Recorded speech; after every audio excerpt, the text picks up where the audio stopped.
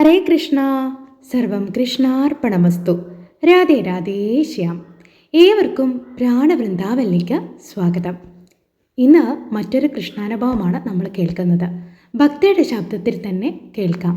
മനോഹരമായിട്ടുള്ള ആ കൃഷ്ണാനുഭവം കേൾക്കാൻ കാതോർത്ത് നിന്നോളൂ. ഹരേ കൃഷ്ണ. എനിക്കുണ്ടായ കൃഷ്ണാനുഭവം പങ്കുവയ്ക്കാനാണ് ഞാൻ നമ്പർ സേവ് ചെയ്തത് തന്നെ. കഴിഞ്ഞ 27-ന് ഞാൻ ഗുരുവായൂർക്ക് പോയിരുന്നു. അത് നാരായണീയം പഠിക്കുകയാണ്. അപ്പോൾ നാരായണീയ സമർപ്പണത്തിന് ടീച്ചർ പോയപ്പോൾ 15 ദശകമേ ഞാൻ ആയിട്ടുള്ളൂ. എന്നാലും ടീച്ചർ എന്നെയും കൂടെ കൂട്ടി അവരുടെ ഗ്രൂപ്പിലേക്ക്. 100 ദശകം പഠിച്ചാലേ സാധാരണയായി ടീച്ചർ കൊണ്ട് പോകാറുള്ളൂ. പക്ഷേ ഞാനിതുവരെയും പോയിട്ടില്ല പറഞ്ഞതുകൊണ്ട് ടീച്ചർ വന്നോളൂ, എന്നെയും കൂടെ ആ ഗ്രൂപ്പിലേക്ക് കൊണ്ടുപോയി. അങ്ങനെ നാരായണീയ സമർപ്പണത്തിന് ആധ്യാത്മിക ഹാളിലിരുന്നിട്ടാണ് നമ്മൾ നാരായണീയം വായിക്കേണ്ടത്. അതിന് വേണ്ടിയിട്ട് ഞങ്ങൾ 27-ന് ഇവിടുന്ന് പോയി 27-ന് അവിടെ റൂമെടുത്ത് താമസിച്ചു. അന്നേരം തലേ ദിവസം ഞങ്ങൾ തൊഴാൻ വേണ്ടിയിട്ട് പോവാം. തലേ ദിവസം 28-നാണ് വായന, 27-ന് തൊഴാൻ വേണ്ടി പോയി. അന്നേരം ഞാൻ പോകുന്ന വഴിക്ക് തെക്കേനട വഴിയാണ് പോയത്. അന്നേരം അവിടെ ഒരു പൂക്കട കണ്ടപ്പോൾ ഞാൻ എൻ്റെ കൂടെ വന്ന ലീഡറുണ്ട്, അത് ചോദിച്ചു, നമുക്ക് നാളെ നാരായണീയം വാങ്ങിക്കാൻ പൂവ് വാങ്ങിക്കണ്ടേ? അപ്പോൾ ആ കുട്ടി പറഞ്ഞു, ശരി നമുക്ക് നാളെ വാങ്ങിക്കാം, ഇന്ന് വാങ്ങിച്ചാൽ അത് ചീത്തയായി പോകും, നമുക്ക് നാളെ വാങ്ങിക്കാമെന്ന് പറഞ്ഞു.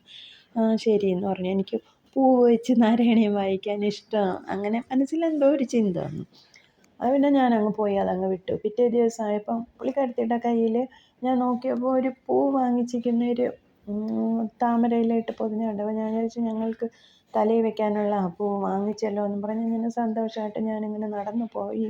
കൊടിമരത്തിൻ്റെ അവിടെ വന്ന് തൊഴുതു നിന്നപ്പോൾ കൊടിമരത്തിൻ്റെ ചോട്ടിൽ ഒരു കുറച്ച് നീളം തലയിൽ വയ്ക്കാൻ പാകത്തിന് ഏകദേശം ഒരു അരമുഴം എന്തോ വരും ഒരു കഷ്ണം കെട്ടിയ മുല്ലപ്പൂവ് ഇങ്ങനെ കിടക്കുന്നു. അപ്പോൾ ഞാൻ വിചാരിച്ചു, ഇതെടുത്ത് തലയിൽ വയ്ക്കാം, എന്തായാലും ഇതെടുക്കാം. പിന്നെ ഞാൻ വിചാരിച്ചു ആരുടെയെങ്കിലും തലയിൽ നിന്ന് വീണതായിരിക്കും, വേണ്ട എന്ന് വിചാരിച്ച് ഞാനതങ്ങ് വിട്ടു. എന്നാലും ഞാൻ ആ പൂവിനെ 2 പ്രാവശ്യം, ആ കിട്ടിയ പൂവിനെ 2-3 പ്രാവശ്യം ഇങ്ങനെ നോക്കിയിട്ട് ഞാനങ്ങ് നടന്നങ്ങ് പോയി. എന്നിട്ട് ആധ്യാത്മിക ഹാളിലേക്ക് പോയി. അന്നേരം പുള്ളിക്കാരത്തി ഈ പൂവ് അങ്ങനെ എടുത്ത്, അപ്പോൾ അവിടെ ഇരിക്കുന്ന കൃഷ്ണ വിഗ്രഹത്തിൽ ചാർത്താനുള്ള പൂവേ അതിലുണ്ടായിരുന്നുള്ളൂ. അന്നേരം ഞാൻ പിന്നെ വാങ്ങിക്കാൻ പറ്റിയിട്ടുണ്ടാവില്ല എന്ന് വിചാരിച്ച് മിണ്ടാതെ പോയി ഇരുന്നു.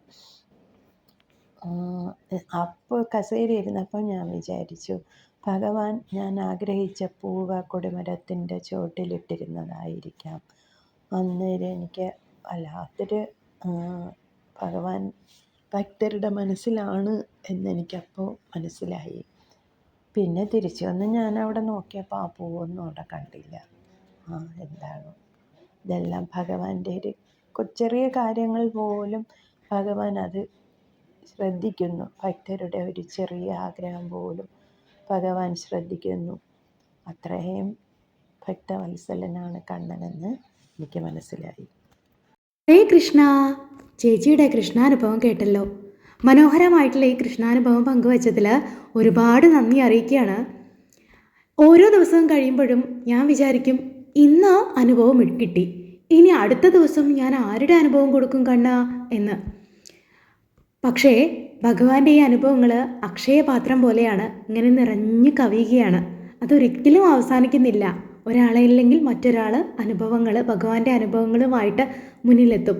നമ്മൾ ഭക്തർക്ക് വേണ്ടിയിട്ട് അത് കേൾക്കാൻ കാതോർക്കുന്ന നമ്മളെപ്പോലെയുള്ള ഭക്തരുടെ മുന്നിലേക്ക് ആ കഥകൾ ഇങ്ങനെ എത്തിച്ചേരും.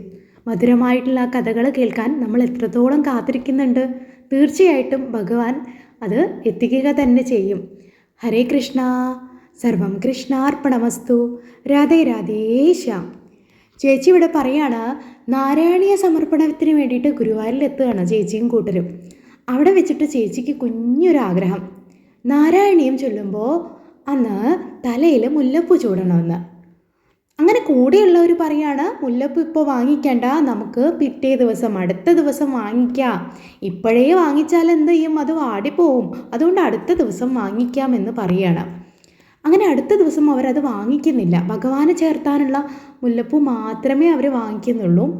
അല്ലാതെ മറ്റ് ഉള്ളവർക്ക് തലയിൽ ചൂടാനുള്ള മുല്ലപ്പൂ അവർ വാങ്ങിക്കുന്നില്ല. പക്ഷേ ഭഗവാൻ അത് മുൻകൂട്ടി അറിഞ്ഞു. തൻ്റെ ഭക്തയുടെ ആഗ്രഹം, മുല്ലപ്പൂ ചൂടണമെന്നുള്ള തൻ്റെ ഭക്തയുടെ ആഗ്രഹം നേരത്തെ അറിഞ്ഞ ഭഗവാൻ ഭക്തയ്ക്ക് മുന്നിൽ കൊടിമര ചുവട്ടിൽ മുല്ലപ്പൂ കൊണ്ടുവച്ചു. പക്ഷേ ഭക്ത അത് കണ്ടില്ല, ഭക്ത അത് കാര്യമാക്കിയില്ല. പിന്നീടാണ് ഭക്തയ്ക്ക് മനസ്സിലായത് അതെനിക്ക് ഭഗവാൻ തന്ന ഗിഫ്റ്റായിരുന്നു എന്ന്. എത്രത്തോളം മനോഹരമായിട്ടുള്ള കൃഷ്ണാനുഭവം അല്ലേ. ഭഗവാൻ നമ്മുടെ മനസ്സിലല്ലേ വസിക്കുന്നത്. ഭക്ത പറയാണ്, നമ്മുടെ മനസ്സിലാണ് ഭഗവാൻ വസിക്കുന്നത്. തീർച്ചയായിട്ടും അങ്ങനെയാണ്. ഭഗവാന്റെ ഉണർത്തുപാട്ട് നിങ്ങൾ കേട്ടിട്ടില്ലേ? ഗോവിന്ദ ഹരേ ഗോവിന്ദ ഹരേ ഗോവിന്ദ ഹരേ ഗോവിന്ദ, എൻ മനസാകും തൊട്ടിലിൽ നിന്നു ഒന്നെണീറ്റിങ്ങു വന്നാലും. അത് ആ ഉണർത്തുപാട്ടിലെ അവസാനത്തെ വരിയാണ് കേട്ടോ. അവസാനമായിട്ട് കുറച്ച് വരുന്ന വരിയിലാണ്. അപ്പോൾ തീർച്ചയായിട്ടും നമ്മുടെ മനസ്സിൽ ഉറങ്ങിക്കിടക്കുന്ന ആ ഉണ്ണിക്കണ്ണൻ അങ്ങോട്ട് ഉണരട്ടെ. അങ്ങനെ ഉണരുമ്പോഴാണ് നമുക്ക് എന്ത് ചെയ്യാൻ കഴിയുന്നുള്ളൂ, ഭക്തിയുടെ മാർഗത്തിലേക്ക് സഞ്ചരിക്കാൻ. നമ്മുടെ മനസ്സിലൊരു കുളിർമ, ശാന്തത, ആനന്ദം. ഭഗവാൻ ഉണർന്നിരിക്കുമ്പോൾ മനസ്സിൽ ആനന്ദമുണ്ടാകും. ഭഗവാൻ ഗുരുവായൂരപ്പൻ എന്ന് പറയുന്നത് തന്നെ എന്താണ്? ആനന്ദമാണ്. ഹരേ കൃഷ്ണ. സർവം കൃഷ്ണാർപ്പണമസ്തു. രാധേ രാധേ ശ്യാം. നിങ്ങൾക്ക് ചാനൽ ഇഷ്ടപ്പെട്ടെങ്കിൽ ഒന്ന് സബ്സ്ക്രൈബ് ചെയ്യണം, സപ്പോർട്ട് ചെയ്യണം. നിങ്ങളുടെ വിലപ്പെട്ട കമൻറ്റുകൾ താഴെ രേഖപ്പെടുത്തണം. സപ്പോർട്ടും സബ്സ്ക്രിപ്ഷനും വിലപ്പെട്ട കമൻറ്റുകളുമാണ് എൻ്റെ മുന്നോട്ടുള്ള യാത്രയ്ക്ക് കരുത്തേക്കുന്നത്. നിങ്ങൾക്കും ഇതുപോലെയുള്ള കൃഷ്ണാനുഭവങ്ങൾ ഉണ്ടെങ്കിൽ എൻ്റെ വാട്സപ്പ് നമ്പറിലേക്ക് മെസ്സേജ് അയക്കാം, വോയിസ് മെസ്സേജ് അയക്കാം, ടൈപ്പ് ചെയ്ത് അയക്കാം. നമുക്ക് നമ്മുടെ ചാനലിൽ അവതരിപ്പിക്കാവുന്നതാണ്. ഭഗവാന്റെ കഥകൾ പറയുന്നതും ഭഗവാന്റെ കഥകൾ കേൾക്കുന്നതും ഭഗവാന്റെ നാമങ്ങൾ ചൊല്ലുന്നതുമൊക്കെ ഈ കലിയുഗത്തിൽ ഉത്തമമായ കാര്യമാണ്. ഭഗവാന്റെ അനുഭവങ്ങൾ പങ്കുവയ്ക്കാൻ മടി കാണിക്കരുതേ. നിങ്ങളുടെ പേര് വെളിപ്പെടുത്താൻ കഴിഞ്ഞില്ലെങ്കിലും അനുഭവങ്ങളെങ്കിലും പങ്കുവയ്ക്കണേ. ഈ ചാനലല്ലെങ്കിൽ മറ്റൊരു ചാനലെങ്കിലും. ഭഗവാന്റെ കഥകൾ കേൾക്കാൻ ഒരുപാട് ഭക്തർ കാതോർക്കുന്നുണ്ട്.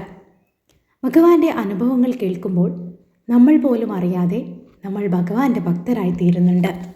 തീർച്ചയായിട്ടും ഭക്തിയുടെ വെളിച്ചം മറ്റൊരുവൻ്റെ മനസ്സിൽ നിറയ്ക്കുക, അത് നമ്മൾ പോലും അറിയാതെ ചെയ്യുന്ന വലിയൊരു പുണ്യമാണ്.